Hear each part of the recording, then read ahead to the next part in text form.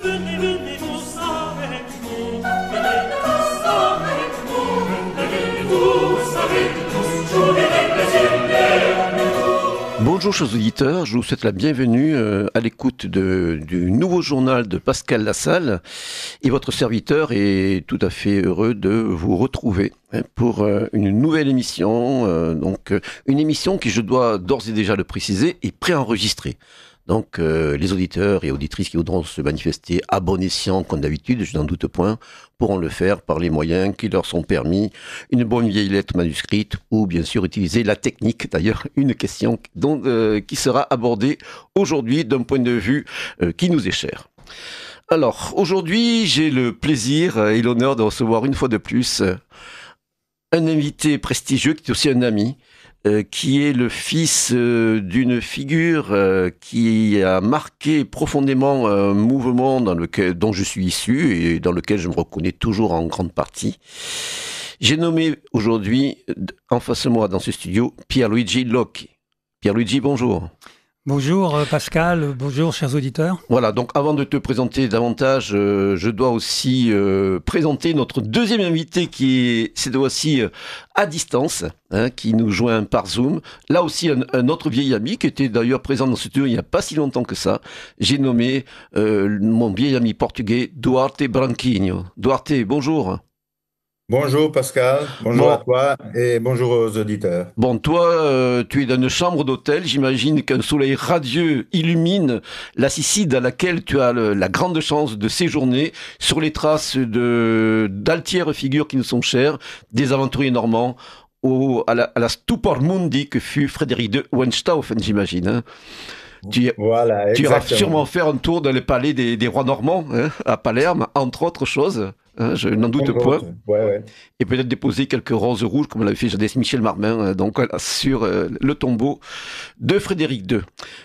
Aujourd'hui, nous allons revenir sur une pensée fondamentale qui est celle de Giorgio Locchi. Giorgio Locchi qui fut... Alors oui, avant d'aller plus loin, je présente quand même son fils Pierluigi. Donc Pierluigi est un spécialiste en communication institutionnelle, formateur et traducteur. Il est membre du pôle études et responsable des relations européennes de l'Institut Iliade. Et depuis très récemment, il est président d'un institut qui s'inspire justement de l'exemple français d'Iliade, l'Instituto Eneide. Instituto Eneide, si tu veux absolument avoir l'accent. Voilà, bon, mon accent italien, ça, je repasserai encore, ça attendra. Je vais me contenter de mon accent languedocien. Donc, l'Instituto Eneide, que tu présides et que tu animes avec aussi des camarades qui nous sont chers, comme Carlo Manuel Adidolfi, Adriano Cianca et d'autres, voilà, que je pourrais citer. Duarte, je rappelle que tu es essayiste, tu es fondateur de l'organisation identitaire portugaise Terra e Povo, tu es l'ancienne direction du journal O Diabo et tu animes également donc un site et régulièrement tu nous fais part de tes lectures, de tes réflexions. Et nous nous connaissons depuis longtemps, nous sommes tous les deux des bibliomanes invétérés et surtout, notre regard est toujours rivé sur l'étoile polaire. Alors, je reviens maintenant à l'objet de notre émission, mais aujourd'hui, nous allons à nouveau aborder l'altière pensée de Giorgio Locchi, qui fut une figure tutélaire de la nouvelle droite, un véritable mentor, qui par justement une transmission orale a joué un rôle fondamental d'éveilleur et a permis surtout un dévoilement d'une tendance à la fois philosophique, mais qui relève de notre vision du monde la plus fondamentale, la plus originelle, cette tendance surhumaniste que Giorgio Locchi a mis en évidence à travers de trop rares écrits, mais des écrits quand même d'une grande densité et qui ont déjà été publiés il y a, je crois que c'était l'année dernière ou l'année d'avant, je ne me souviens plus, ma mémoire me joue des tours. Ça dépend desquels tu parles. Voilà, des définitions, et Wagner et le mythe souverainiste. Alors ceux-là sont parus en novembre 2022. Voilà, le temps passe. Dans la collection Iliade, de l'Institut Iliade Agora, chez la Nouvelle Librairie. Voilà. Et donc, s'y ajoute depuis quelques mois. Oui, mais bon, il y avait aussi donc Wagner et le mythe surhumaniste qui n'avait jamais été traduit en français. Je rappelle que dans ces définitions, on retrouvait des articles qui étaient jadis parus dans les années 70 dans la revue Nouvelle École. C'était augmenté également d'autres écrits. et puis surtout, remis en perspective par des préfaces et des postfaces. Wagner et le mythe surhumaniste également, donc là c'était un inédit traduit directement de l'italien, et voilà, ce sont des écrits qui manquaient, donc qui n'étaient plus disponibles depuis très longtemps, qui étaient difficiles à trouver, et surtout qui remettent en perspective, en fin de compte, les déterminants d'une vision du monde qui a profondément marqué, je le disais, donc des figures historiques de la dite nouvelle droite, du Grèce, Alain Benoît, Guillaume Fay en particulier. Ton père avait l'habitude de faire des conférences privées à Saint-Cloud, dans votre domicile, où assistaient des jeunes gens, voilà. Des jeunes gens bien orientés à l'époque. Et moi, je me rappelle, d'ailleurs, je vais terminer après, je vais te donner la parole, je me rappelle que je me rends compte que ce qui m'a marqué profondément jusqu'à aujourd'hui, au fer rouge, dans les écrits, par exemple, d'Alain Benoît ou de Guillaume Fay, c'était en fait le legs de ton père. Voilà, c'était... qui se retrouve dans de nombreux écrits, des écrivains, moi je pense aller aussi dans l'endroit d'Alain Benoît ou à d'autres écrits de Guillaume Fay, comme l'Hymne aux enjeux idéologiques, qui pour moi aussi est un de ses meilleurs écrits. Alors, justement, l'actualité nous permet de revenir à l'œuvre de ton père avec la parution il y a quelques mois d'un nouvel ouvrage, donc publié également en coédition entre l'Institut Iliade et la Nouvelle Librairie, intitulé « Sur Heidegger et le mythe surhumaniste », qui est signé par ton père, Giorgio Locchi, mais également par Guillaume Fay, où on reprend une longue étude que Guillaume Fay avait fait paraître au début de l'année 1982 d'un nouveau 37 de Nouvelle École, qui est intitulé « Pour en finir le nihilisme ».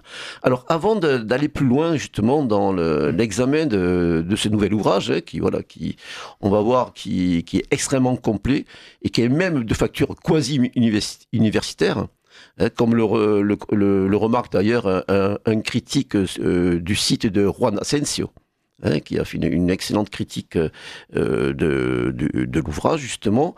Je crois qu'il serait nécessaire... Francis Moury. Oui, Francis Moury, voilà, son nom m'échappait sur le moment.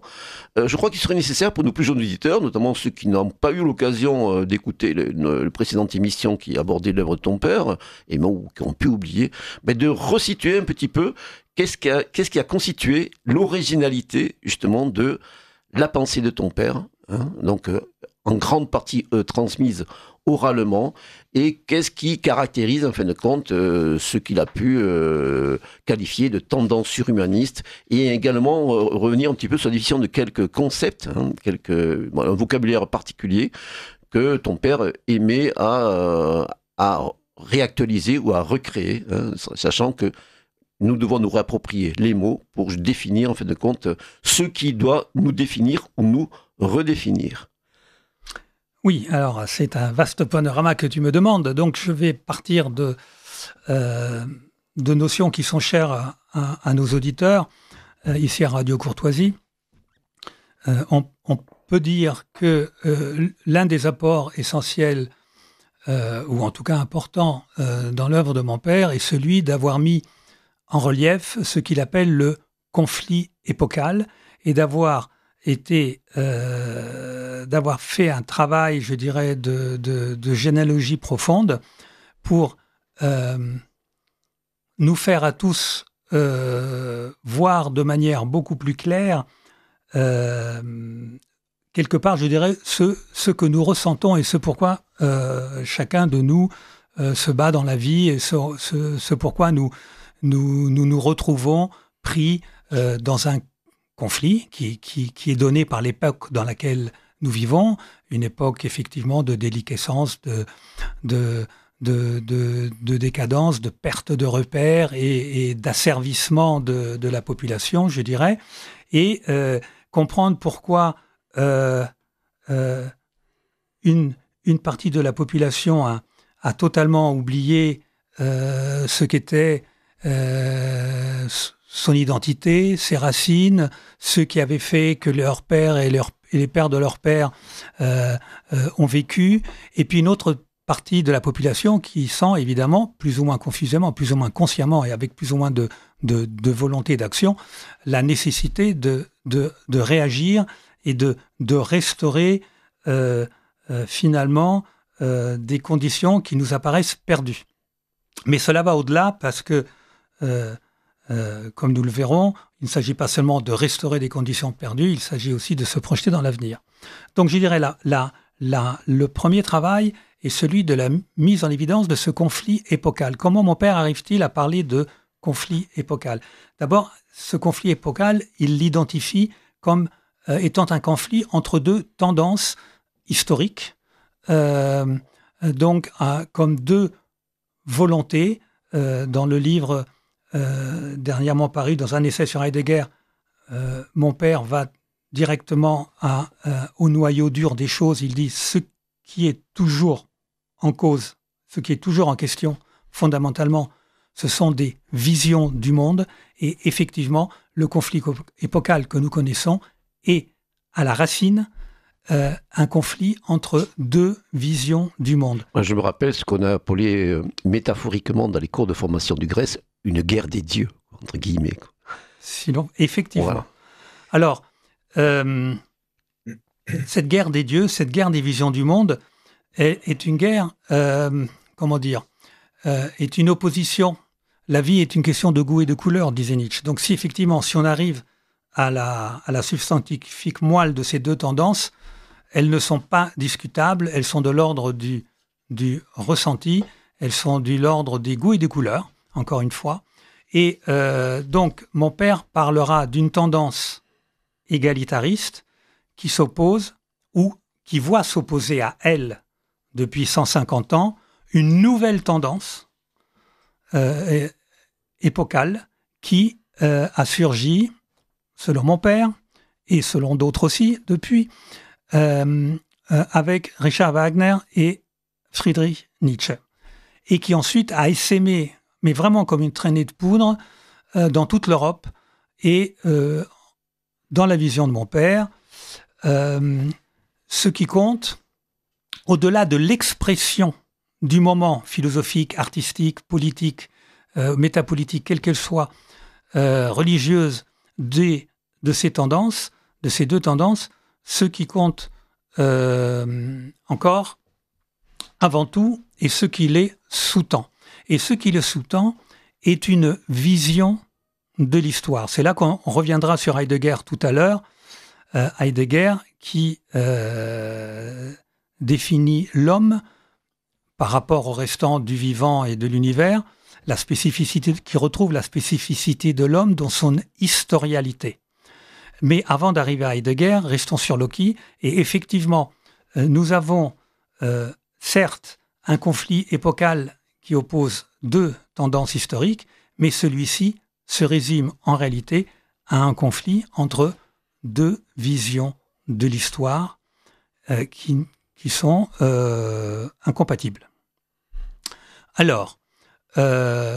Et surtout, ce qui est intéressant, c'est que la conscientisation de, justement, cette tendance que ton père va qualifier de surhumaniste, donc elle réadvient à la conscience, mais en fin de compte, ce conflit est très ancien.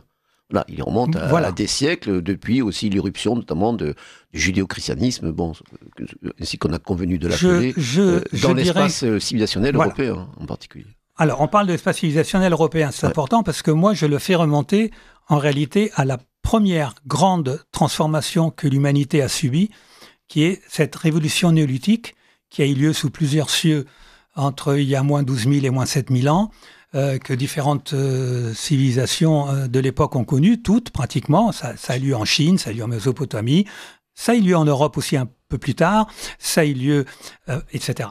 Donc, que signifie cette révolution néolithique ? C'est le passage du nomadisme à la sédentarité, mais beaucoup plus que ça, c'est l'invention, comme chacun sait, de l'agriculture et de la domestication des êtres vivants, l'élevage. Mais en réalité, il s'agit donc d'une domestication du vivant. Les chasseurs-cueilleurs, pendant des centaines de milliers d'années, sous tous les cieux, dans toutes les cultures, ont vécu dans une espèce d'éternel présent, rythmé certes par les saisons, etc. Et les allers-retours en suivant les troupeaux, le nomadisme et tout, mais c'était un présent qui se répétait. C'était cyclique, mais c'était dans une répétition éternelle de la même structure. Or, avec avec la révolution néolithique, on va s'installer, on va projeter dans l'avenir quelque chose qui n'existe pour l'instant que dans notre tête. Et ça, c'est un changement radical parce que ça s'appelle être projeté dans l'histoire. Parce que quand vous d'ailleurs, le terme histoire ne peut apparaître qu'à ce moment-là. Quand vous prévoyez en semant que 6 mois après, vous allez récolter, quand vous prévoyez que si vous attrapez les animaux, leur tapez un peu sur la tête pour qu'ils s'en aillent pas et que vous les mettez dans un enclos, vous aurez, si vous vous débrouillez bien, du lait quotidiennement, etc. Vous vous projetez dans l'avenir et vous entrez dans l'histoire. Or, toutes les mythologies humaines, toutes les religions humaines, toutes les civilisations humaines ont un souvenir de ce passage. Pour les uns, il fut traumatique, pour les autres, il fut parfaitement accepté et bénéfique.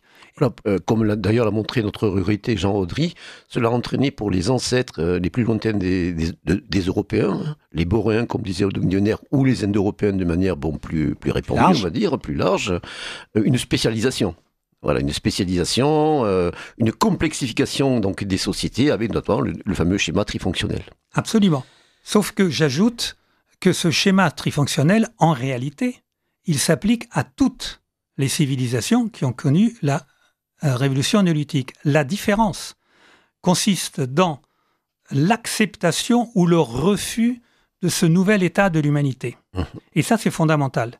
Quand vous l'acceptez, vous arrivez à ce que Georges Dumézil appellera l'idéologie trifonctionnelle. C'est-à-dire, d'accord, la société, que vous le vouliez ou non, elle aura des oratores, bellatores, laboratores, parce qu'il faut maintenir ensemble ce qui est séparé. Quand vous vous occupez de domestiquer la nature vivante, le vivant, c'est du H24, vous n'avez plus le temps de faire autre chose. Ceux qui prient, ceux qui combattent et ceux qui travaillent, là, pour ceux nos qui plus jeunes auditeurs. Ceux qui combattent et ceux qui travaillent. Et donc, il y a une spécialisation qui rompt l'unité originelle des chasseurs-cueilleurs. Or, il y a beaucoup de civilisations qui ont réagi différemment, pour lesquelles cette précipitation dans l'histoire est une tragédie, est une perte. On a perdu l'unité originelle de l'homme. Il y avait un seul parcours anthropologique avec la spécialisation chez le chasseur-cueilleur. Avec la spécialisation, il y en a différents. Les hommes ne sont plus égaux entre eux. Voilà. Et donc, vous avez deux attitudes selon les civilisations, ce qui est tout à fait légitime. Vous avez ceux qui disent « c'était mieux avant », et ceux qui disent non, finalement, c'est très bien comme ça. Au contraire, c'est encore plus rigolo. En fait, pour faire simple, il y en a qui regrettent l'Éden primitif ou le communisme primitif. Voilà, exactement. On pourrait y revenir tout à l'heure. Exactement. Ouais. Donc, on voit très bien où je veux en venir avec ces deux manières. Chacun, chez soi, fait ce qu'il veut. Avec l'unification du monde romain, ces deux attitudes sont arrivées en contact. Et avant, chacun faisait chez soi ce qu'il voulait, et voilà.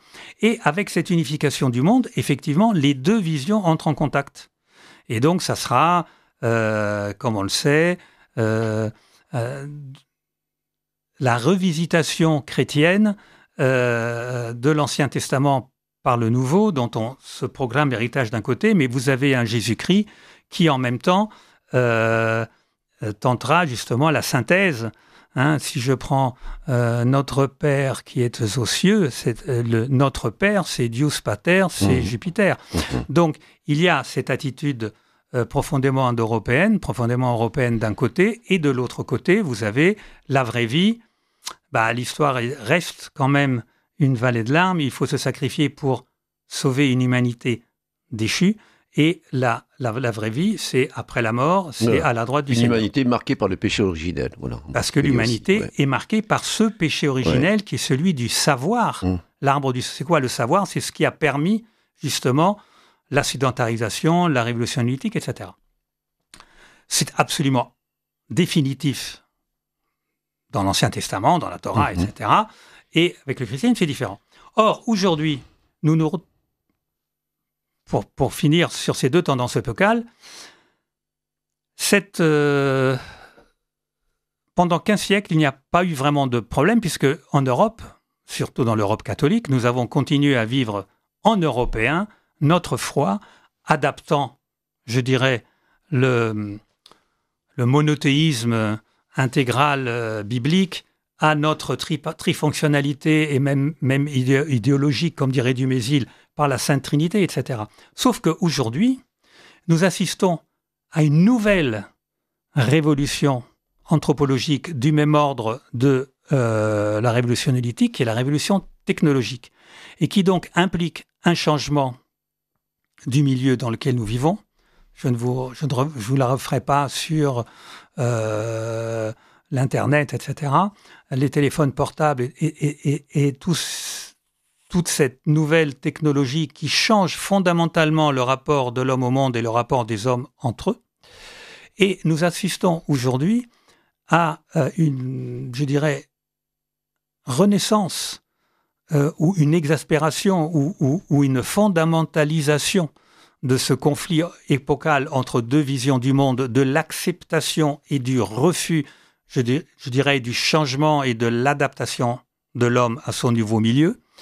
Et donc, dans ce conflit épocal, mon père va donner des concepts, des noms aux différentes tendances. Alors, pourquoi parle-t-il de tendance égalitariste et de tendance surhumaniste? Tendance égalitariste parce que, justement, comme je vous le disais, la volonté d'instaurer l'égalité entre les hommes et la volonté de retrouver la condition du premier homme pré-néolithique, du chasseur-cueilleur, et donc de sortir de cette histoire qu'on subit au lieu de la vouloir.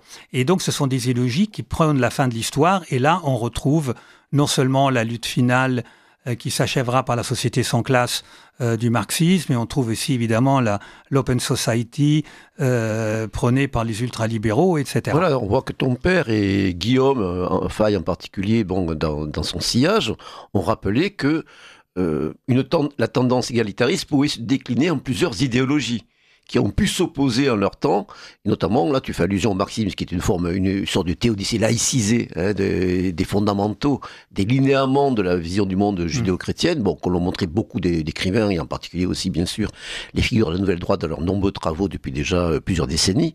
Donc on voit que, effectivement, voilà, cette tendance égalitariste, elle peut prendre plusieurs visages, et aujourd'hui, bon, voilà, la déconstruction woke, en particulier, en est une forme paroxystique. Voilà. Paroxystique, mais tout à fait logique.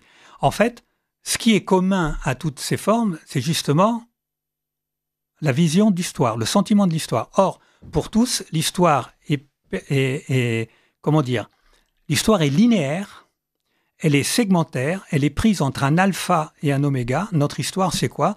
Ça commence avec la chute, ça commence avec la sortie du paradis terrestre, avec la rupture du contrat social, cher à Rousseau, ça commence avec la fin de l'équilibre du bonheur du communisme primitif, oui, etc. Et elle se terminera par un oméga qui sera la restitution de cet état préhistorique, que ce soit, donc, comme je disais, la société sans classe, etc., etc. Et voilà une vision, époque libérée des tensions, libérée du tragique, voilà, en fait. Mais ce qui compte, c'est de bien comprendre que la vision de l'histoire est linéaire. Exactement, d'ailleurs, comme était linéaire la vision païenne, qui correspondait aussi à l'acceptation, je dirais, néolithique. La vision cyclique. Voilà, la vision classique, cyclique. Quoi, voilà, classique. Qu'ont repris notamment aussi, les figures de la tradition pérennialiste. Voilà, c'est aussi une vision linéaire, puisque le cycle, c'est une ligne dont l'alpha coïncide avec l'oméga, et on recommence. Ou l'oméga avec l'alpha, etc. Donc, dans les deux cas, nous avions une vision linéaire de l'histoire. Or, aujourd'hui, avec cette nouvelle révolution, qui est la révolution technologique, nous voyons que ceux qui sont restés à cette conception linéaire de l'histoire font partie finalement de cette tendance, sont restés dans la volonté de retour au premier homme, alors que ceux qui s'opposent à cette volonté même inconsciemment, quand ils n'ont pas formulé dans leur tête cette nouvelle conception du temps de l'histoire que je vais vous expliquer maintenant, ils sont déjà dans cette, je dirais, mutation, car aujourd'hui, ce que mon père appelle la tendance humaniste, mais que d'autres ont appelé révolution conservatrice, que d'autres, Faye pourra parler d'archéofuturisme, qui s'est manifesté en Europe, dans toutes nos cultures européennes en réalité. Mon père compte dans la tendance surhumaniste aussi bien un D'Annunzio, un Charles Maurras, que évidemment les classiques, Wagner, Nietzsche, philosophes de la réaction conservatrice. C'est pas du tout un apanage allemand, c'est un apanage absolument européen. Donc je viens quand même au fait à cette vision du temps de l'histoire qui a muté. C'est-à-dire que nous avons, et le grand mérite de mon père est d'avoir dévoilé cela et d'avoir formulé ce qui était représenté dans le drame wagnérien sur la scène, dans les drames musicaux, dans les drames d'art total de Wagner, ce qui a été exprimé poétiquement par Friedrich Nietzsche, que ce soit dans Zarathustra, dans ses aphorismes, dans la généalogie de la morale, etc., que ce soit dans une tentative de conceptualisation philosophique au sens le plus classique par Heidegger, mon père va mettre une définition qui permet de comprendre ce nouveau sentiment du temps de l'histoire qui est le fondement de toutes nos visions, qu'il s'agisse de celles des catholiques qui ont décidé de rester européens, je pense à des amis d'Academia Christiana par exemple, etc., de certains qui se disent néo-païens. Justement, on ne peut plus être païen parce que là aussi, encore une fois, la vision païenne reste cyclique, reste unilinéaire et segmentaire. Et là, nous arrivons à quoi? À un sentiment tridimensionnel du temps de l'histoire. Voilà. Alors j'en profite justement pour rappeler que nos auditeurs sont à l'écoute de Radio Courtoisie, de Libre Journal de Pascal Lassalle, qui a aujourd'hui le plaisir de recevoir deux vieux amis, Pierluigi Locchi et Duarte Branchigno, pour aborder donc la parution du dernier ouvrage qui comprend des textes de Giorgio Locchi et de Guillaume Faye, intitulé Sur Heidegger et le mythe surhumaniste. Je vais donner la parole maintenant à notre ami Duarte. Je vais lui demander, d'un premier temps, nous avons cité des phénomènes qui relèvent justement de cette tendance surhumaniste, phénomène allemand, phénomène européen. Est-ce que, selon toi, Duarte, tu pourrais nous citer des figures de la pensée portugaise qui pourraient se rattacher justement à cette tendance épocale surhumaniste? Pas vraiment, parce qu'il n'existe pas une pensée surhumaniste, on peut dire. Il y a je dois dire que la tradition catholique est très très forte, reste très Mais, forte excuse-moi de te au couper, Portugal. moi je pensais instinctivement à certains aspects de la pensée de Fernando Pessoa, non? Oui, Dans oui, ses parce que hétéronymes, dans certains de ses écrits. oui, la question de bon, aujourd'hui, on adresse Fernando Pessoa plus comme un philosophe que comme un poète. Bon, un poète dans le sens locquien et même dans le sens Sens, de Guillaume le Fay, sens, ouais. et dans le sens, pardon. Et oui, on peut considérer Pessoa comme un Nietzschéen, quelqu'un qui veut se dépasser, voilà, et qui est, euh, on peut le dire, pour utiliser un concept qui nous est cher, qui vivait dans un interregnum. Euh, interregnum, Interregnum, oui, oui, voilà. c'est-à-dire un période qui anticipait un nouvel âge. Et c'est pour ça que Pessoa parlait exactement de un concept qu'il désignait comme ante-matin, Mhm. c'est-à-dire avant le matin. Et ça nous apporte, par exemple, au minuit de Hölderlin, Hölderlin, oui, tout à au, fait. au grand midi de Nietzsche, par exemple. C'est, je crois, le seul bon exemple que, Ouais. qu'on peut donner. Il y a quelques autres, par exemple, quelques philosophes portugais qui sont allés au XXe siècle au Brésil et ont fait ce qu'on appelle l'école de São Paulo. Ils étaient la plupart des hellénistes, ils connaissaient très bien les classiques grecs, mais c'est pas vraiment comme notre psoa. D'accord. Pierluigi, donc nous étions sur le point d'aborder cette vision tridimensionnelle de l'histoire Oui. que Heidegger aussi qualifiait de temporalité authentique. Donc, vas-y, nous t'écoutons. Bon, donc je disais que tous ceux qui ne considèrent pas comme les tenants de la tendance égalitaire que nous nous trouvons dans la dernière étape avant la libération, avant enfin l'aboutissement de toute une destinée écrite dans l'histoire, mais qui au contraire ressentent consciemment ou inconsciemment la nécessité de régénérer cette histoire, ils portent en eux ce qu'on appelle une vision tridimensionnelle du temps de l'histoire, qui est une vision, en fait, ils portent en eux, et ça c'est très très clair aussi dans l'œuvre de Heidegger,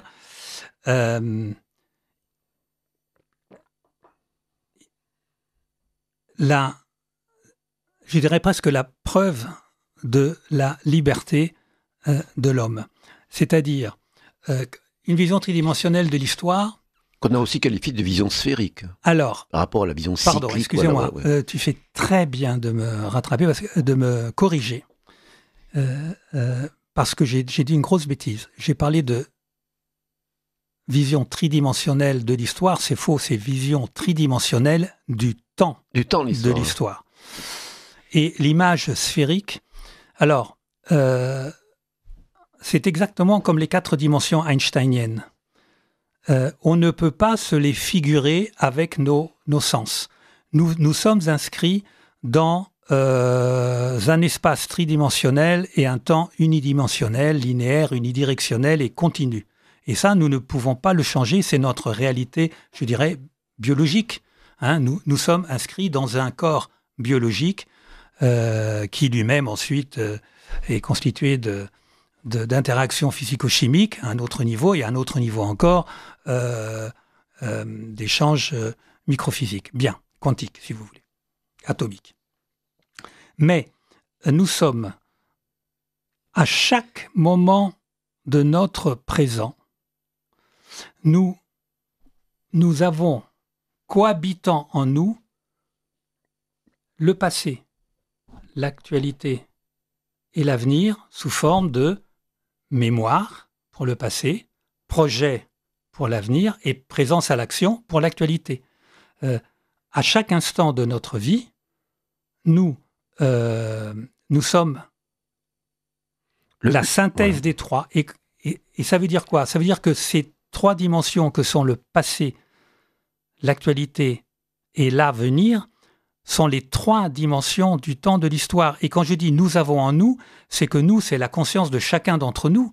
Donc nous avons un espace ponctiforme et discontinu, voilà, puisque dans chaque conscience... cette liberté, voilà, qui donne cette liberté. Selon notre volonté, selon aussi la direction que nous nous fixons, d'agir en faisant en sorte que le passé n'est pas passé, mais ce passé, nous pouvons le choisir, nous pouvons le relire pour en faire, en fin de compte, le moteur de notre action avec un projet précis. C'est exactement ça.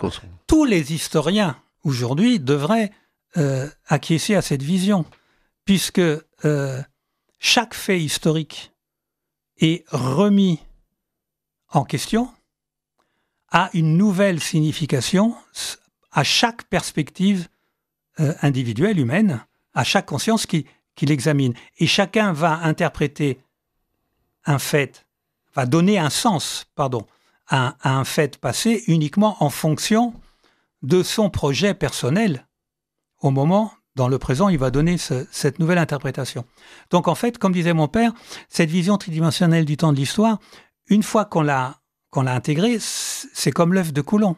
C'est évident que à chaque instant, on porte en nous la mémoire de ce qui a été, on porte en nous ce vers quoi nous nous projetons, quel que soit l'horizon. Ça peut être le verre que je veux prendre pour boire et ça peut être ce que je vais être dans 30 ans ou la cause que je défends et ce que je veux pour mes petits-enfants. Mais on se projette. Et ça, c'est à chaque instant de notre présent, dans chaque actualité. Donc, en fait, cette vision du temps de l'histoire, c'est aussi une vision de la liberté humaine, parce que dans une tendance où l'histoire est linéaire, ce qui a été ne peut pas revenir, ce qui est à venir n'est pas encore, donc n'existe que le présent. Et donc c'est extrêmement, donc il y a une détermination. Alors que nous, en déterminant les contours d'un projet, ça peut être individuel ou historique, en le nommant par notre propre vocabulaire, nous le faisons déjà exister, en partie. Absolument. Nous le Et d'ailleurs, potentialisons en fait. C'est bien pour ça que cette tendance, j'allais dire, change de forme, de nom, de vision, parce qu'à chaque fois les perspectives changent. Mais la tendance fondamentale, de même qu'on peut réduire à une tendance historique, par exemple la dernière tendance bimillénaire égalitaire, celle qui veut la fin de l'histoire actuellement, et qui s'y emploie relativement bien d'ailleurs.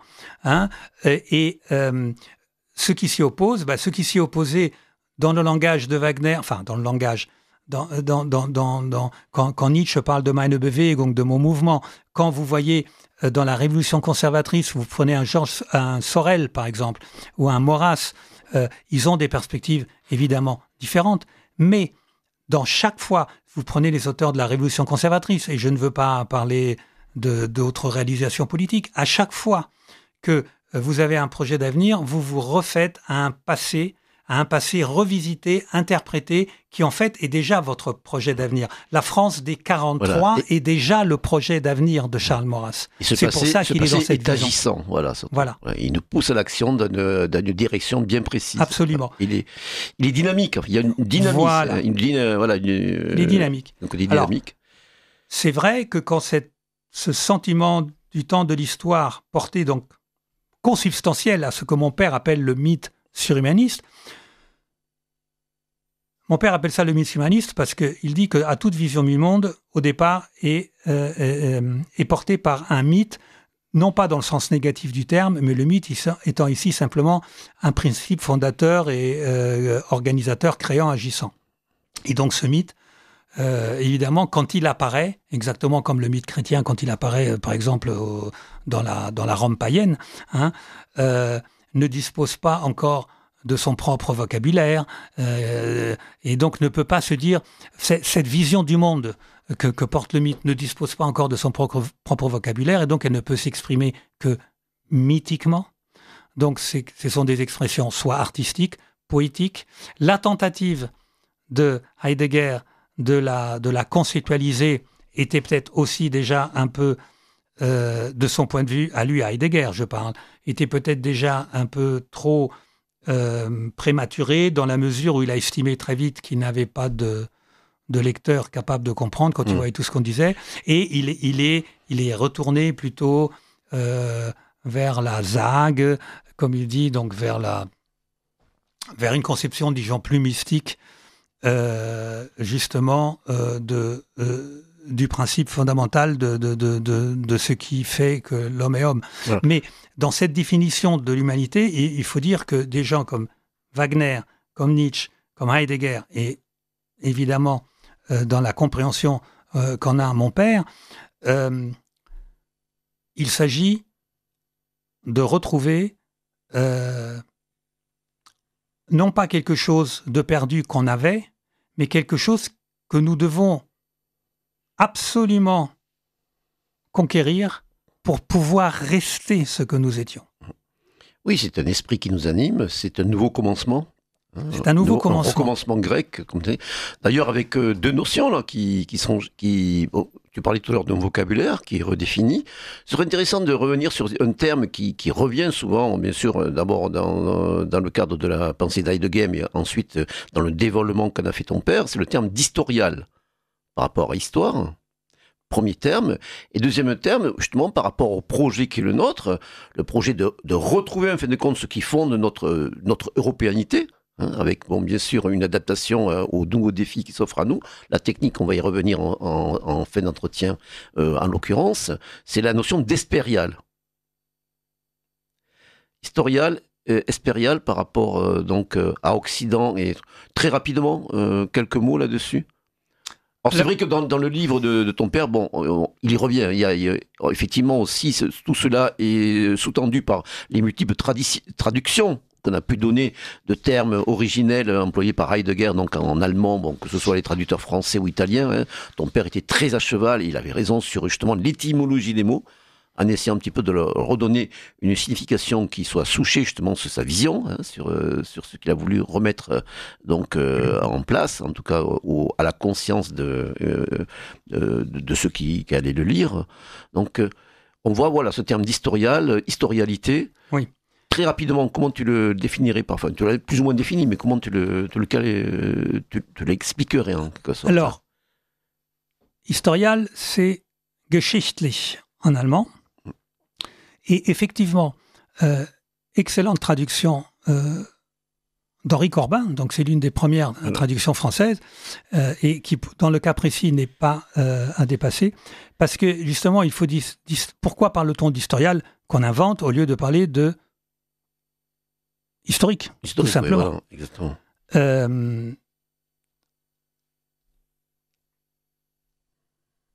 Je disais tout à l'heure que nous sommes biologiquement ancrés dans un espace tridimensionnel et un temps unidimensionnel linéaire. Et donc, cela reste vrai au niveau de notre corps, au niveau de notre matérialité. Mais ce qui fait que l'homme, justement, se distingue de l'animal est cette capacité, et Heidegger dira ce qui fait le propre de l'homme, et Dasein, dit-il. Le fameux Dasein, voilà, oui, tout à fait. Que Corbin d'ailleurs traduit par réalité humaine, ce qui est pas mal du tout. Ou cet être-là, selon certaines justement, mais être là, voilà. Qui comprend quoi là? Oui, c'est tout le drame des traductions Heidegger, parce qu'un Dasein en allemand, ein armes Dasein, c'est un pauvre être, un pauvre air. Donc le Dasein a un champ sémantique beaucoup plus large. Donc, ce qui fait que l'homme est homme, c'est son inscription dans l'histoire. Alors, on pourrait dire son historicité. Mais comme le terme peut se rapporter aussi à simplement l'évocation des événements. L'évocation des événements, l'histoire, ce que Heidegger appelle historie, que certains ont traduit, surtout en italien d'ailleurs, mais en français aussi, par historiographie, simplement la narration de la succession des faits, ça aussi c'est l'histoire, donc au 1er siècle, au 2e siècle, au 3e siècle, voilà, on a tous les tableaux de tous les rois de France, comme ça c'est de l'histoire aussi. Mais ce qui fait justement la différence, c'est qu'on ne parle pas de cette histoire, je dirais, événementielle, mais on parle du niveau qui fait que l'histoire a eu lieu, qu'à chaque moment, l'histoire a été le fruit d'une décision, d'une action qui s'est inscrite dans une volonté qui s'est réalisée. L'histoire est un conflit permanent de volontés qui s'opposent, il y a celle qui se réalise, celle qui ne se réalise pas. Et aujourd'hui, nous arrivons à un niveau, on pourrait dire que le bon chasseur-cueilleur, quand il devient sédentaire, il prend conscience de l'histoire. Il n'en avait pas conscience avant, pourtant il était déjà un être humain, donc historique, mais il avait ce rapport instinctif, il faisait l'histoire instinctivement, il s'est doté instinctivement d'une culture pour pallier les manques de la nature et pour pouvoir simplement vivre et construire sa culture. Et aujourd'hui, nous passons dans la tendance surhumaniste de cette conscience de l'histoire à une autoconscience de l'homme et qui permet de faire le petit discours que je viens de vous faire justement sur les 3 étapes de l'humanité. Voilà. C'est un discours que vous ne trouverez pas dans la tendance égalitaire. Qui esquisse le fameux 3e homme, hein, qui était cher à ton père. C'est le 3e homme parce que effectivement, il y a un 3e homme dans la mesure où le bouleversement technologique comme le bouleversement néolithique provoque non seulement un changement du milieu de l'homme, mais en retour, un changement de l'homme lui-même. Duarte, est-ce que tu aurais des choses à ajouter justement par rapport à ce développement que vient nous faire Pierluigi, la manière dont, si toi, peut-être personnellement, dans ta vision du monde et dans ce qui te meut depuis déjà des décennies, dans ton engagement, tu comptes le déclin, enfin, donc, à quel point ça a pu te marquer et comment tu l'appréhendes? Oui, Pascal, je voudrais bien rappeler que comment j'ai découvert. Tu sais bien que j'aime bien les livres et nos C'est un auteurs. Et euphémisme. comment j'ai découvert Giorgio Locchi. Et c'était exactement notre ami Guillaume Fay, moi, en lisant notre ami Guillaume Fay, que j'ai découvert Giorgio Locchi. Fay disait, c'était Locchi qui a comment on dit, tout dévoilé. Voilà. Et après, évidemment, j'ai connu Guillaume et j'ai cherché un peu des textes de Giorgio Locchi et c'était pas facile. Et je me rappelle la première fois que j'ai rencontré Pierluigi, il m'a demandé, mais où est-ce que tu as lu les textes de mon père? Et j'ai dit, j'ai trouvé une édition espagnole de définition et qui avait déjà, c'est curieux ça, à cause du sujet de notre émission, parce que les éditions de définition, c'est-à-dire l'espagnol, l'italienne et la française, sont différentes. Et l'espagnol a aussi le texte, c'est le dernier, le Martin Heidegger et la révolution conservatrice. C'est curieux. Euh, et, et comme ça, je commence à découvrir Locke, mais aussi c'était Locke et en même temps Guillaume Fay ils ont changé ma lecture de à la fois Nietzsche et Heidegger. Et après, j'ai découvert aussi le texte de Guillaume Fay, qui est dans cette belle édition dont on parle sur Heidegger. Et je dois dire, Pascal, pour finir, que c'est une très, très belle édition, cette édition française, parce que, bon, évidemment, il y a l'introduction de notre ami Pierluigi, mais aussi l'annexe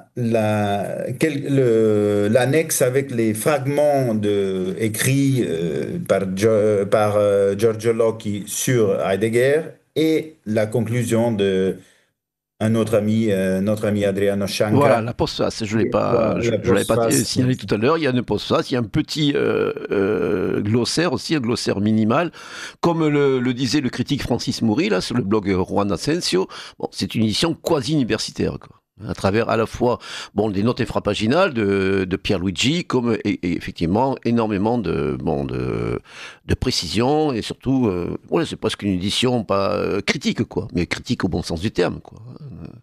Donc c'est ça qui est fascinant. Puis comme moi, tu avais remarqué dans les écrits de Guillaume, on voit ressurgir la pensée de Guillaume, et on va d'ailleurs y venir, parce que justement, si on a inclus ce long texte de Guillaume Fay, qu'en fin de compte, Guillaume, en fin de compte, à travers sa sensibilité, mais qui vraiment là retranscrit et dans la lignée de la pensée de Giorgio Locchi, Guillaume esquisse des pistes de réflexion sur une question que Giorgio Locchi n'a pas eu le temps. Malheureusement, il est disparu bien avant, de développer complètement en ce qui concerne notamment le regard qu'a apporté Heidegger, la fameuse question de la technique. Avant d'en arriver à ce point-là, la diffusion d'un bobino de notre radio. Vous appréciez cette émission? Alors aidez Radio Courtoisie à en produire d'autres. Rendez-vous sur soutenir.radiocourtoisie.fr. Merci d'avance.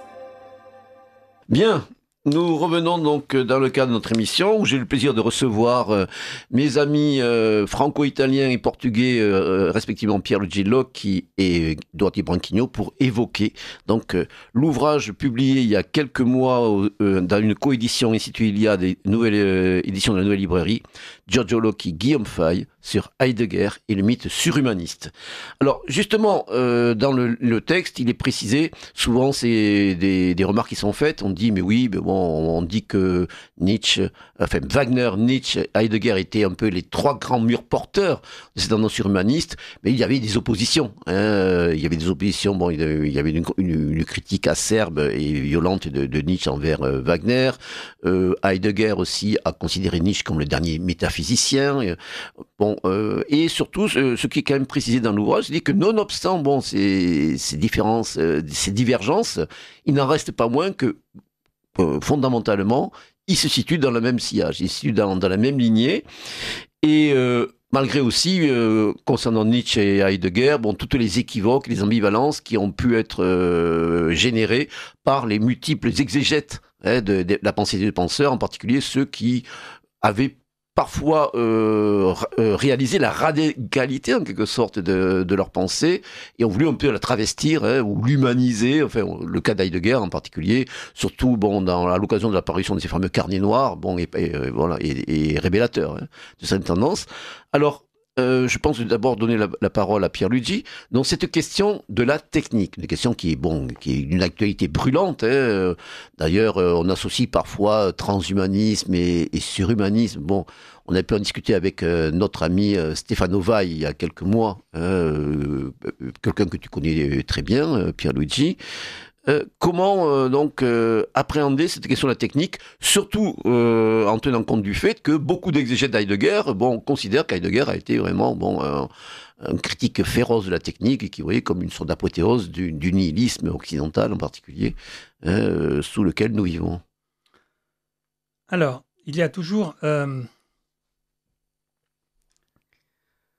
Heidegger parle du déchaînement de la technique, bien sûr. Il parle du déchaînement de la technique planétaire. De la raisonnement aussi, voilà. Alors, dans un autre contexte, justement. Oui, dans un autre contexte. Et je vous disais, chacun lit aussi en fonction de sa perspective. Donc, je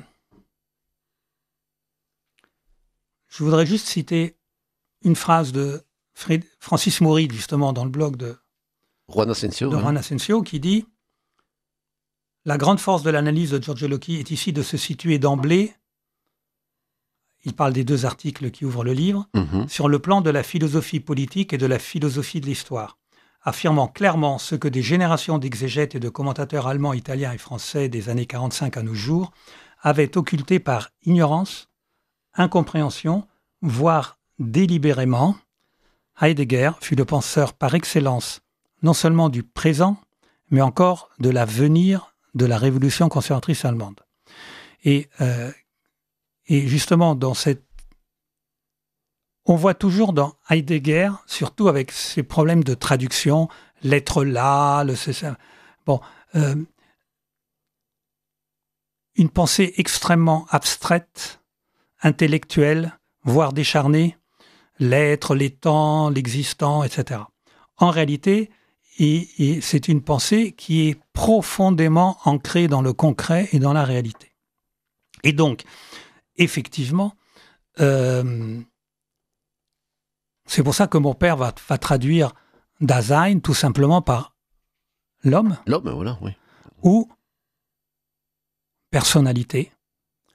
La personnalité étant opposée au type, par exemple, qui est le on, qui est la généralité conforme d'une société, et puis la personnalité qui va émerger et qui va donner une direction différente à l'évolution de cette société ou simplement lui permettre une évolution. Et donc, par là, faire l'histoire. Donc Heidegger, qui nous écrit dans les années 30, où déjà, depuis Nietzsche et d'autres, on avait parfaitement compris les implications de cette révolution qu'on n'appelait pas encore technologique à l'époque, qui s'appelait révolution industrielle, massification, etc., peu importe. avait très bien compris les implications. Et donc, quand on arrive dans les années 30, parce qu'il y a Heidegger des années 20, et voilà. Bon, il va se poser le problème de cette technique déchaînée, mais il voit le déchaînement irraisonné de la technique dans ce qui pend au nez de l'Europe. Si je peux le dire, il ne faut pas oublier que Heidegger est un philosophe allemand dans une Allemagne à partir de 1939 en guerre. Il dit, si nous perdons cette guerre, nous allons assister à un déferlement de cette technique planétaire irraisonnée. Et donc, quelque part, je me dis qu'il a été assez prophétique dans la mesure où aujourd'hui, ce à quoi nous assistons est en partie effectivement un déferlement d'une technique irraisonnée ou, mieux dit, ce que Heidegger ne pouvait pas prévoir, bien sûr, hein, mieux dit, moi je dirais, confisquée par une minorité qui s'en sert pour, je dirais, que pour ses intérêts propres. Oui, là, on revient à la superclasse d'Attali, etc., etc. Or, mais ça se traduit par quelque chose de très grave, c'est-à-dire que cet accaparement de la technique planétaire par une minorité égoïste se traduit par l'asservissement du restant de l'humanité, la volonté, alors on parle toujours des comment on appelle ça en Chine, du passeport social. Ah oui, voilà, oui. Ou si tu n'es pas dans les cases, tu n'as plus droit à rien. Mais on y va tout droit ici aussi, hein, ne serait-ce qu'avec le dernier projet de loi de l'Union européenne sur le chat control, où le moindre, et ça risque d'être voté en octobre, donc il y a des pétitions qui circulent, etc., où le moindre message... Social, c'était le crédit social. Voilà. Oui, le crédit social en Chine. Et l'Union européenne, maintenant, elle projette de mettre une puce dans toutes les messageries pour tracer, de compte. Voilà. Non, pour nous espionner. Et voilà, mais oui, voilà. Soi-disant pour protéger, mais en réalité, pas. Ça veut dire quoi? Ça veut dire qu'on va réduire, que dans la tendance actuellement de la technique planétaire, et les gens qui disent Heidegger était contre la technique, se refont au parti où justement ils critiquent un avenir possible, qui est celui du déchaînement de cette technique planétaire.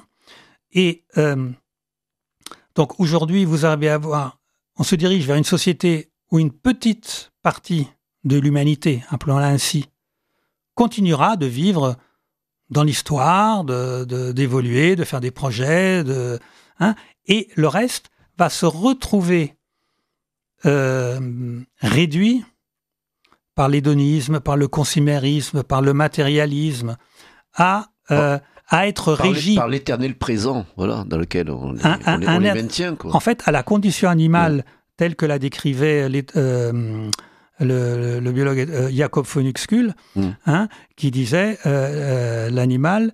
l'individu, ce n'est pas l'individu qui compte, c'est le code génétique de l'espèce qui détermine une fois pour toutes les interrelations de l'individu avec son milieu, qui n'a aucune liberté. Oui, d'ailleurs aussi, ça me fait penser au fait que ton père reprochait à Heidegger d'avoir eu une certaine imperméabilité aux thèses de l'anthropologie philosophique et de Arnold Gehlen en particulier, quoi.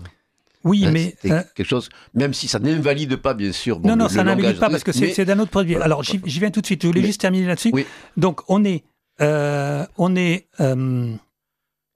réduire l'homme à l'état d'animal. N'oubliez pas Nietzsche, l'homme est une corde tendue entre l'animal et le surhomme. C'est-à-dire qu'en permanence, nous sommes tiraillés. Nous pouvons être tendus vers cette animalité qui est en nous, qui est tellement commode plus d'histoire, wokisme, c'est le paroxysme dont tu te parlais tout à l'heure, plus de passé et plus d'avenir, on vit dans un éternel présent, fait de pop-corn devant la télé, fait de manifestations sportives et de variétés, voilà. Les réseaux Bref, sociaux, tout ça, etc., je referme cette parenthèse. Mais Heidegger parle aussi, alors pour répondre à ta question, quand il dit Heidegger est imperméable à... un peu aux perspectives tracées par l'anthropologie philosophique et en particulier les travaux d'Arnold Gehlen. Voilà. Alors, c'est malheureux parce que, en fait, ce que reprochait Heidegger à l'anthropologie philosophique, c'était de partir de l'animalité pour dire ce que l'homme est en plus. Alors qu'Heidegger dit non, il faut partir de ce qu'est l'homme et puis voir qu'effectivement, en dessous, il y a un niveau animal. Et mon père ajouterait, enfin, n'importe qui constate les 4 niveaux de réalité dans lesquels nous vivons aujourd'hui. Il y a un niveau macrochimique, physico-chimique, et il y a un niveau microchimique d'interaction interatomique. Microphysique, si vous voulez. Donc, effectivement, il y a 4 niveaux de réalité, et le niveau historique, Heidegger partait du principe qu'il fallait partir de ce bien. Mais en fait, peu importe le point de départ, ça l'a empêché de voir plus sa filiation avec Scheler, avec un Gehlen, etc. Et ça l'a un peu coupé d'un courant auquel, en réalité, il n'est pas opposé. Maintenant, je termine juste une chose, parce que tu as parlé de temporalité authentique et inauthentique dans le vocabulaire heideggerien, en disant que la temporalité authentique correspondait à la vision sphérique de l'histoire de mon père. En fait, plus exactement, mon père rectifie le vocabulaire empreint un peu de jugement de valeur, authentique, inauthentique. En réalité, la temporalité authentique et la temporalité humaine, et la temporalité inauthentique et la temporalité de la vie qui est aussi en nous. Donc, on ressortit des deux. On ressort, oui. Sauf que quand tu es au stade de l'autoconscience, tu fais la différence. Tandis que quand tu restes au stade de la simple conscience néolithique, de la tendance égalitaire, tu ne fais pas la différence. Et donc tu restes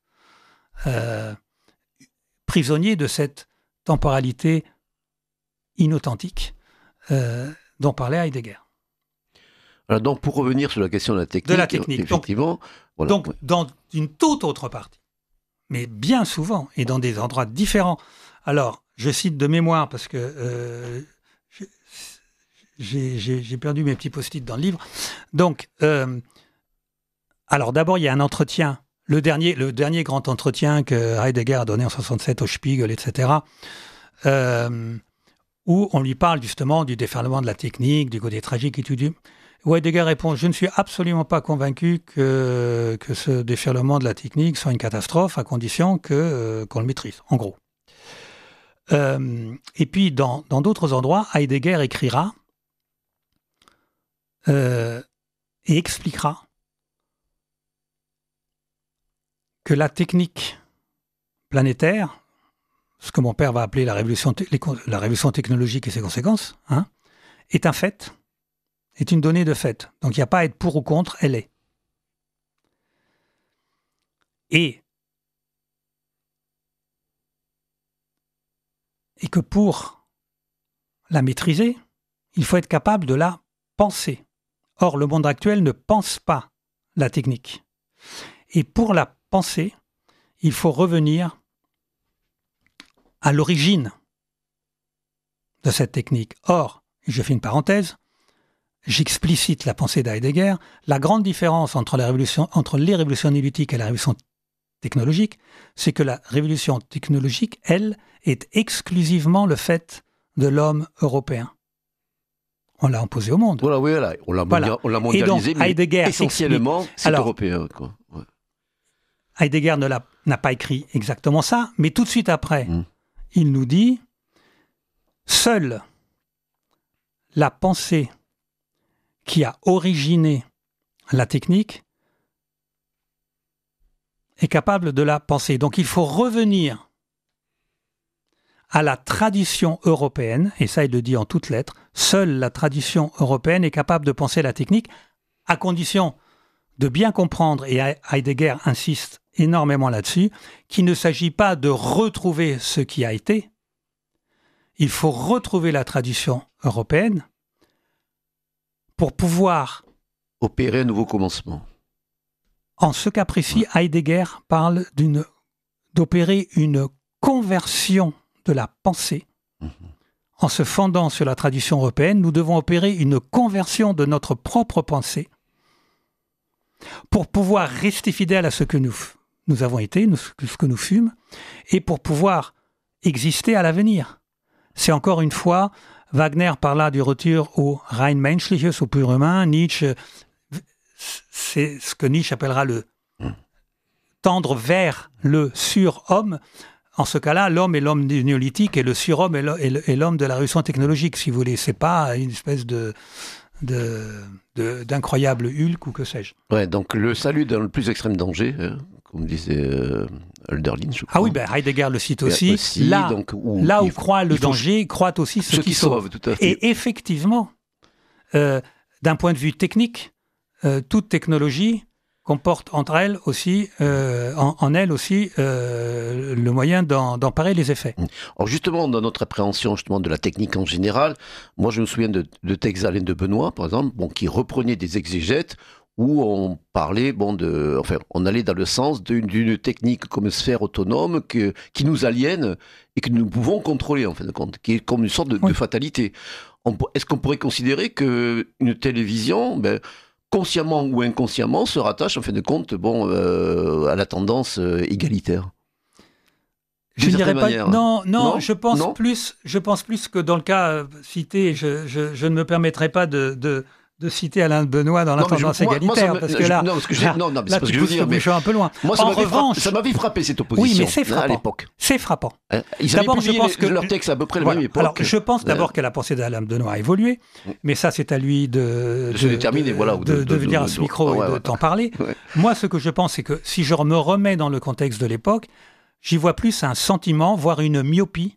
C'est-à-dire qu'effectivement, il y a un moment où cette Europe qui voit tous ses cerveaux partir dans la Silicon Valley, qui n'en garde aucun, qui a laissé les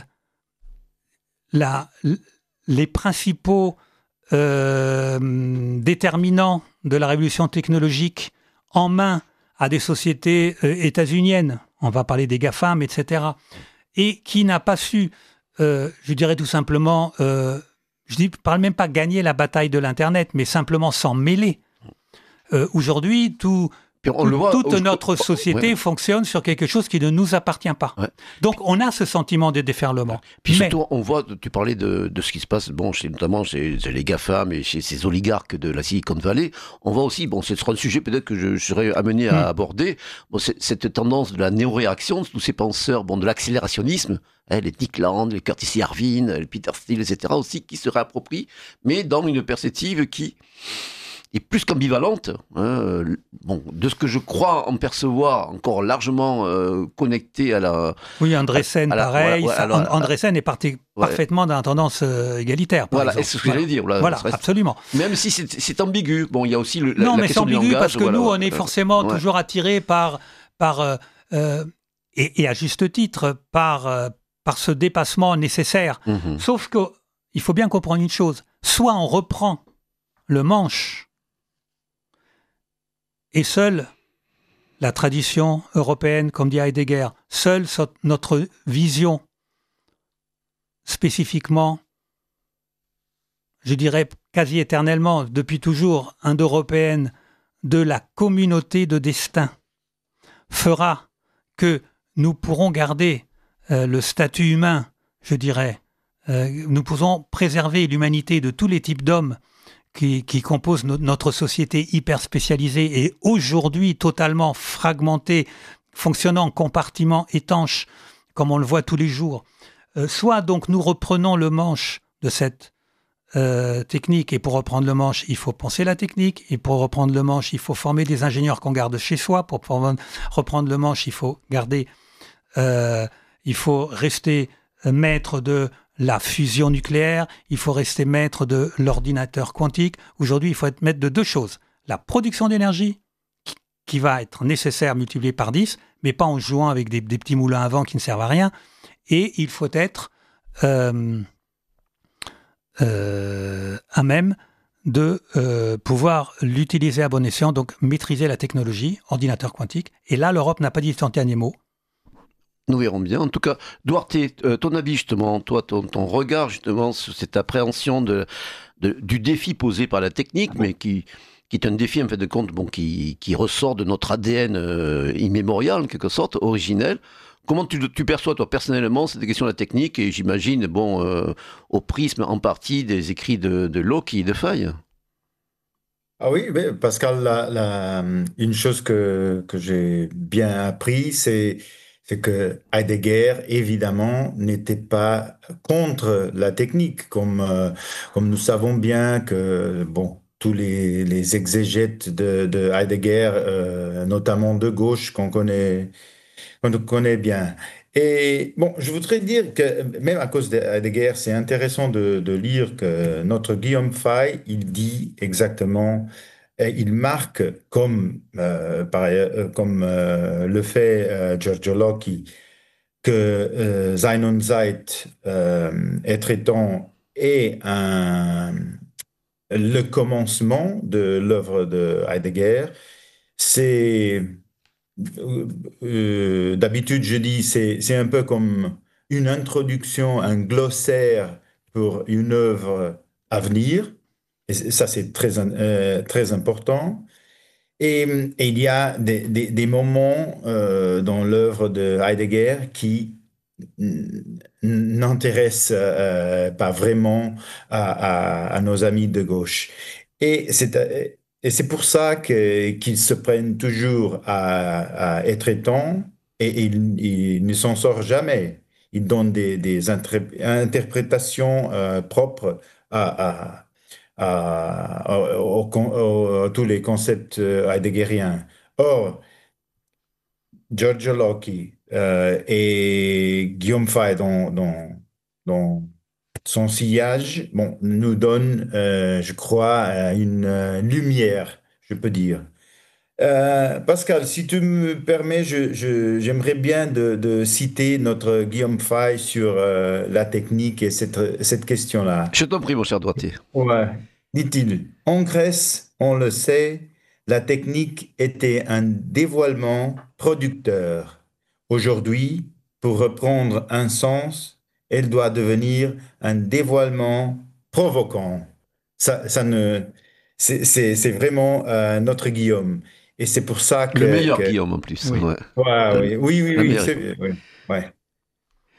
Tout à fait. Et puis, comme disait Guillaume, il y a cette perspective qui s'ouvre à nous, le dépassement de l'Occident pour retrouver le moment hespérial, auquel d'ailleurs Guillaume, et ça je le précisais à un invité que j'avais reçu l'année dernière, notre cher David Engels, nous n'avons pas le même sens. Hein. D'ailleurs, David ne connaissait pas justement le fait. Il n'était pas au courant que Guillaume s'était déjà réapproprié ce terme-là. Dans une autre acception. Voilà, dans une autre acception, quoi. À propos de Guillaume, je voudrais dire une chose. Voilà.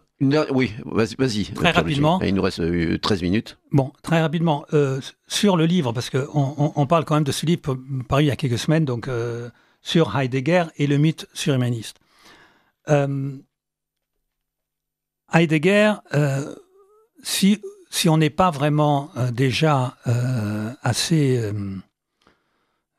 intime avec son œuvre, si on ne l'a pas déjà abordé, et si on l'aborde, je dirais presque, si ce n'est pour la première fois, que depuis peu de temps, et qu'on prend le livre de mon père, là, je conseille, à part mon introduction, bien sûr, mais je conseille de commencer par le texte de Guillaume. Ce que j'allais dire. Voilà, tu m'as ôté les mots. Voilà. Tout à fait.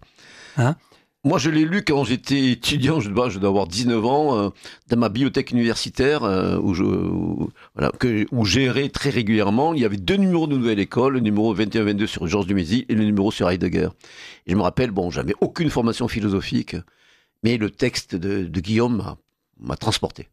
Après, bien sûr, j'ai approfondi avec d'autres écrits sur lesquels il revenait. Bon, il y a eu les idées à l'endroit aussi d'Alain Benoît, etc. Mais il est extrêmement accessible. Donc pour les plus jeunes et même les moins jeunes qui sont pas, même comme moi initialement et encore même en grande partie familiers de l'œuvre d'Heidegger, vraiment, comme tu le dis, dans cet ouvrage que vraiment je les encourage à acquérir et à lire de manière reposée, méditative, qu'il commence par le texte de Guillaume. Là, ils vont voir, bon, c'était...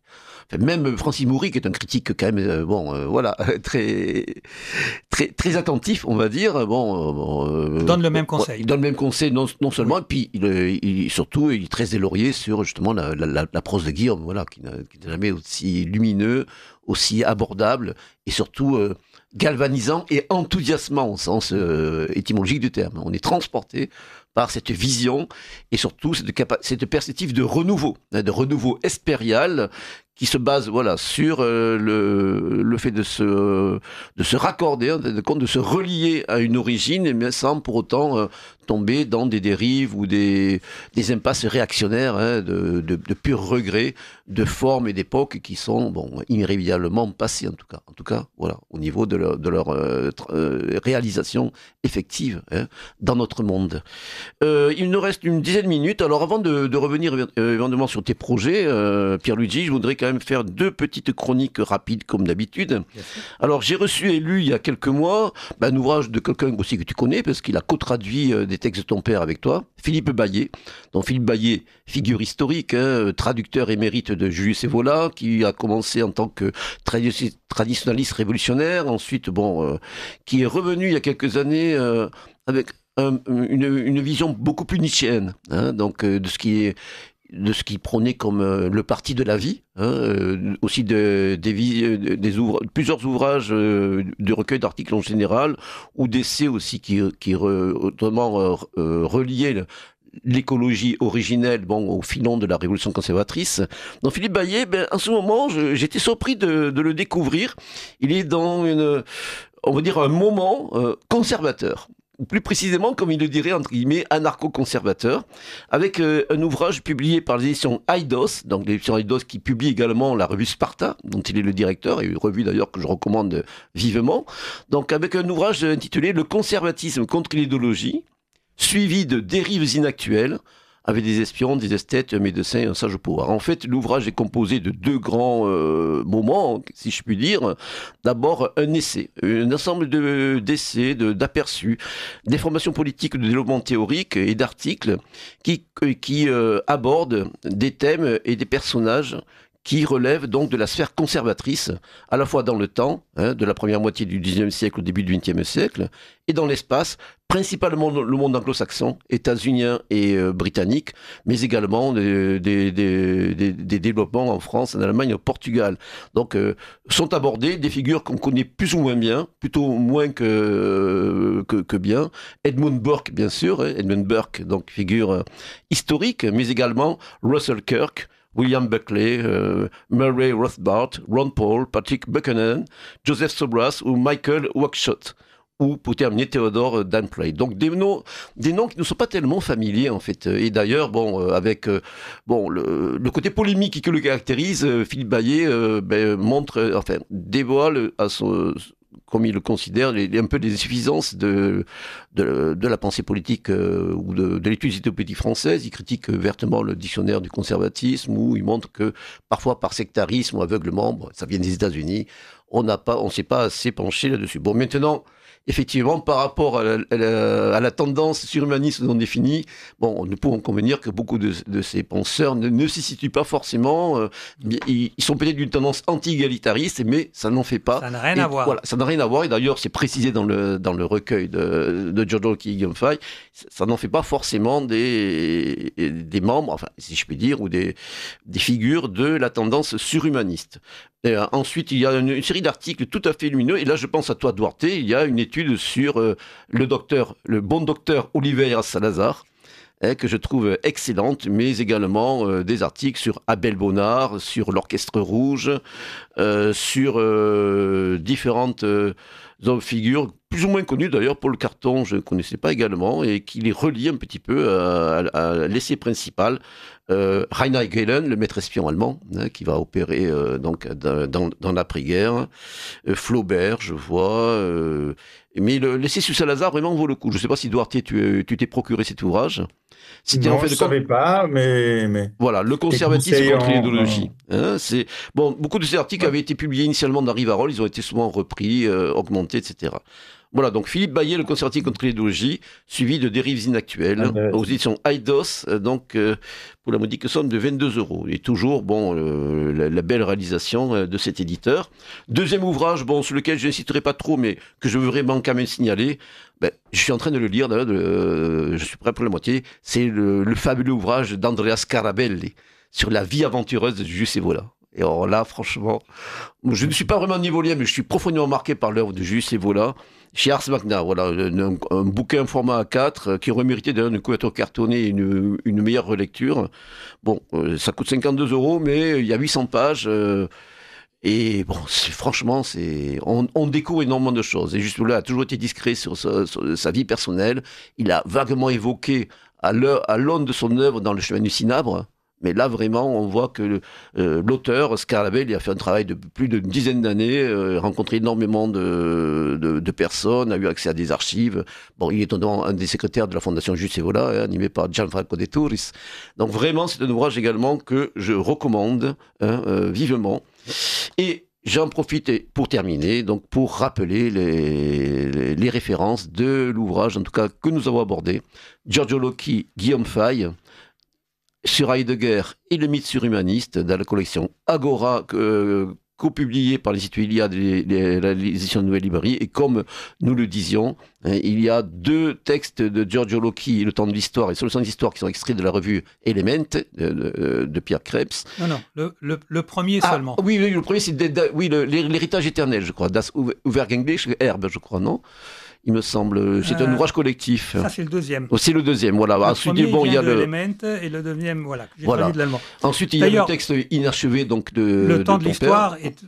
Après Faye, c'est bon, il est au début, mais ça reprendra tout ce qu'on a vu aujourd'hui. Exactement. Donc très, très bien. Et puis surtout la postface de notre ami Adrien Tchank a préservé la possibilité de révolution infinie, donc ouvrage disponible pour la somme de 19 €, et que j'encourage vivement nos auditeurs qui ne l'auraient pas à se procurer, comme les 2 précédents qui ont été publiés aussi par les mêmes éditeurs, les définitions, avec des articles principalement publiés dans Nouvelle École et pratiquement inaccessibles, sauf pour des bibliomanes comme nous, Duarte, et bien sûr Pierluigi, et Wagner et le mythe surhumaniste. Wagner, Nietzsche. Oui, et le mythe. Voilà, oui, c'est vrai que je cite mal le titre, Wagner, Nietzsche et le mythe surhumaniste. Ouais. Alors, il nous reste 4 minutes en fait. Pierluigi, qu'est-ce qui est envisagé comme publication ou traduction des œuvres de ton père dans les mois qui viennent ? Dans les mois qui viennent, je crois qu'il y a eu un gros effort de fait. Alors, il reste encore quelque chose, mais pas dans les mois qui viennent, justement, parce que là, je fais une petite pause. J'ai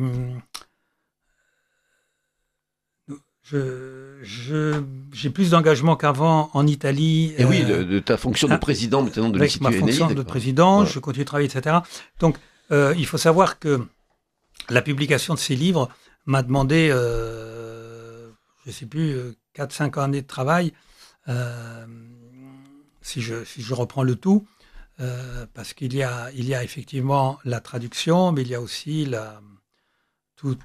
tout ce qui, surtout sur le Heidegger, il y a beaucoup de travail, d'explicitation, de notes critiques. On a fait quand même un glossaire, un mini glossaire, Adriano Schank et moi. Adriano Schank répertoriant les traductions italiennes et moi les françaises, pour justement, il faut bien comprendre que cette espèce de Heidegger à l'endroit, si on veut mettre une parenthèse, telle que l'a imaginé mon père, se fonde avant tout sur le texte du philosophe, et donc il est amené à retraduire et à expliciter un certain nombre de concepts qu'on retrouve dans un glossaire minimal. Donc, il faut pas non plus... on ne va pas faire concurrence avec d'autres glossaires heideggeriens, mais à ceux qui importent pour cette perspective surhumaniste dans laquelle mon père place Heidegger. D'accord. Donc, tu m'avais parlé aussi, hors micro, d'un petit ouvrage qui est composé en grande partie de citations de Giorgio Locchi, qui est publié, je crois, sous la direction de Stefano Vai. De Stefano Vai. Oui, c'est pas mal. C'est un ouvrage, justement, comme... qui s'intitule, je ne me souviens plus, il y a le mythe, non, je crois. Il y a pas le Il cantore del mito nuovo. Voilà, le chant du nouveau mythe. Le chanteur, on pense à Claude François. Là, il faut plutôt y voir je ne sais pas, c'est une expression poétique, un barde, ce que vous voulez. Mais enfin, bon, peu importe le titre, l'idée, c'est de dire... les livres de Locchi, ça fait 200 ou 300 pages en moyenne, si ça fait beaucoup pour vous. On va à l'essentiel sur 2 ouvrages qui sont les définitions et le Wagner, Nietzsche et le mythe surhumaniste. Et donc, c'est sur 200 pages petit format, donc on n'est pas dans de l'A4. On a une espèce de substantifique moelle, mais uniquement par des citations, à part une introduction, bien sûr, et une contextualisation au départ.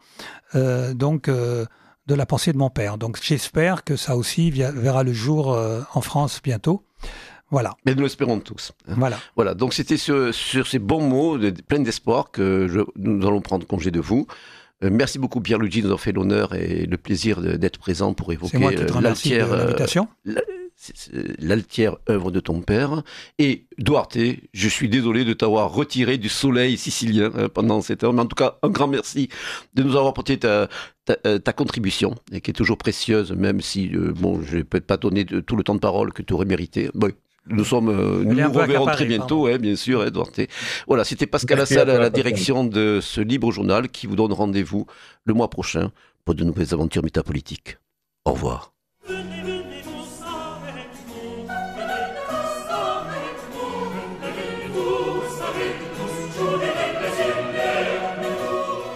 Vous venez d'entendre le Libre Journal de Pascal Lassalle, émission préenregistrée le 17 septembre 2025, diffusée sur Radio Courtoisie samedi 4 octobre, de midi à 13h30 et réalisée par Benoît. N'oubliez pas que Radio Courtoisie est une radio culturelle associative. Afin de sauvegarder une indépendance absolue, Radio Courtoisie refuse toute ressource publicitaire. Radio Courtoisie ne vit que grâce à ses auditeurs. Aidez-nous à demeurer libre. Rendez-vous sur soutenir.rc.fr et accédez à l'ensemble de nos archives à partir de 5 € par an. Si vous le désirez, nous pouvons vous faire parvenir un enregistrement de ce libre journal.